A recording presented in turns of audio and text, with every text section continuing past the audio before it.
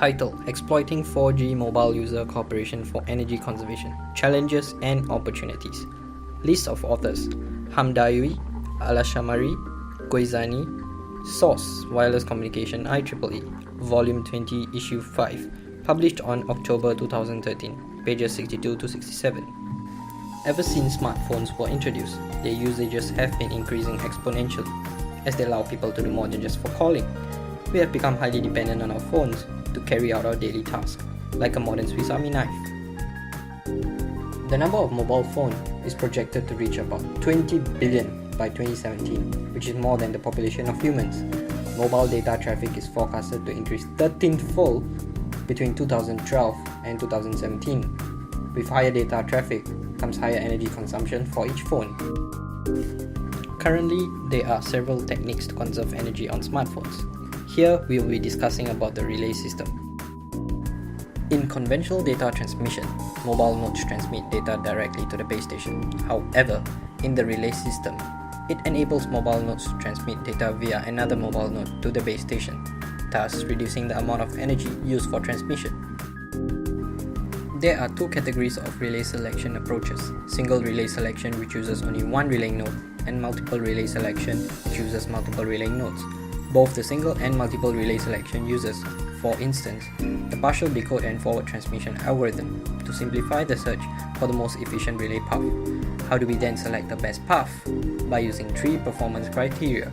Firstly, the signal interference noise ratio, commonly used in wireless communication as a way to measure the quality of wireless connections.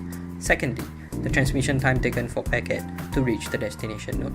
Finally, the task distribution determines how much energy each task consumes. The cooperation mechanism deploys the use of user cooperation in order to maintain the relay system. Although it helps to reduce energy consumption, the method is not favored, as the usage of our own resources to help others means less resources for our own usage, and there is no incentive in helping others. Hence, to promote the usage of the mechanism, the incentive mechanism and the enforcement strategies were introduced. In the incentive mechanism, different virtual currency systems could be deployed. These systems provide any node some form of compensation for providing the relaying services. The virtual currencies will be paid by the sender and the recipient, either at a fixed rate for each relaying node, or flexible rates depending on the conditions specified in different systems. These currency could then be converted to real money or some other forms of services. But what if the senders and the recipients do not pay the relaying nodes their deserved incentives? In these systems, methods of ensuring that there are no foul plays by senders and recipients were also proposed. For example, in the FASIM system, checks that contain credit information are sent to the call center and then credited to the respective relaying nodes. Two different probabilistic schemes were introduced so that the different nodes could send the checks to the call center instead of some fixed nodes to ensure a fair system.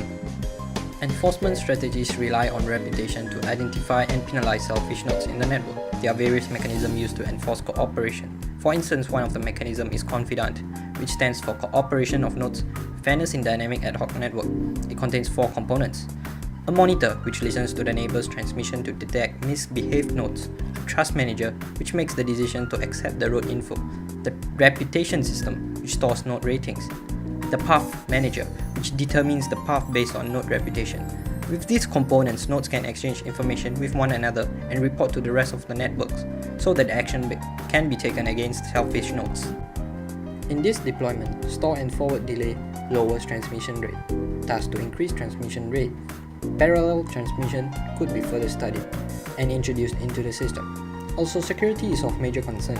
Despite fulfilling the main goal of conserving energy, it is susceptible to malicious attacks, resulting in personal information leakages. Therefore, more can be done for security in relay systems for future development.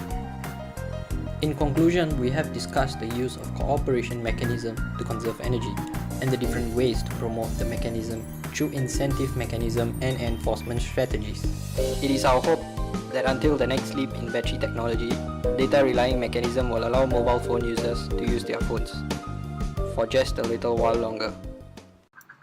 This video is brought to you by each one, Marcel, Jimmy, Hafiz, and Tariq. Thank you for listening.